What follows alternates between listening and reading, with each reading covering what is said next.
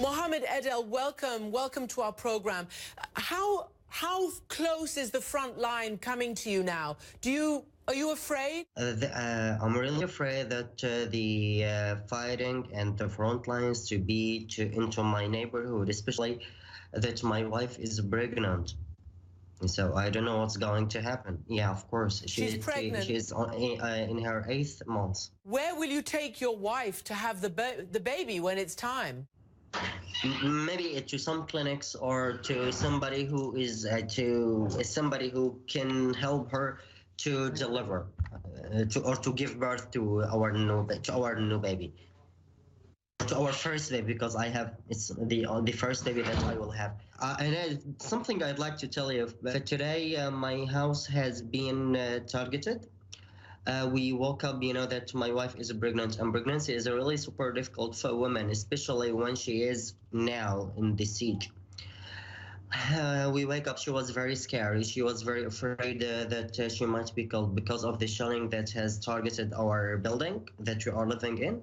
The glass was overwhelmed the whole house. Even my sister's house in Zibdiya yesterday has been targeted. Fortunately, she is safe and sound with her husband and her 3 months daughter. And I would like to send a message to the whole world, is to save our poor souls and to help us to solve this problem and to help us to improve the situation that we are leading now. Just save our souls. Yes, save your souls. That's a very, very heartfelt message, and we'll get it out there for you tonight. Especially in Aleppo, we don't have less than 250,000 people are living here. Most of them are civilians. The income of a family is not more than $50 a month, and a kilogram of meat is going to cost about $45 dollars.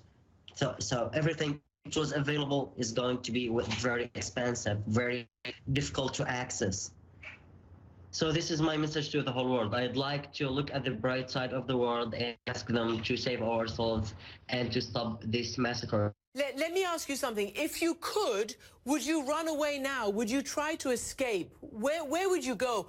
Are you just sitting and waiting? It's my homeland. It's my homeland. I refuse to be kicked out of my homeland. It's my homeland that I should be stuck to it.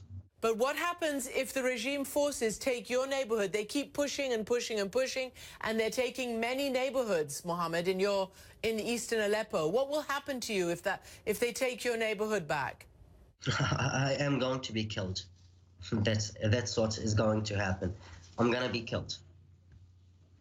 And not only me, but also a lot of the civilians are gonna be killed too. I mean, you say you're going to be killed and you don't want to leave with your wife, get out, or go across to the government-held area? We can't go there. We can't leave our land, and we can't go to their areas, especially that it's our land. We were born in this land.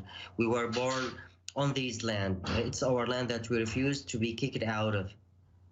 It's our homeland. We're looking at some video that has been shot for us in Eastern Aleppo today, and it looks very bleak. There doesn't look like much out there in terms of food, in terms of any kind of provisions. And what about the water? Is the water healthy at least? Is it clean? No, unfortunately, it's not clean. People here depend on the water of wells, which is usually full of bacteria. They depend on this water. They need to drink water, but they don't have any alternative situation. That is why they depend on this undrinkable water, and that's only for use, not for drinking. But they are drinking it, unfortunately. Well, it's full of bacteria. It can cause so many diseases. And so they're getting sick off that. But they don't have any other solution. Thank you very much for joining us, Mohammed.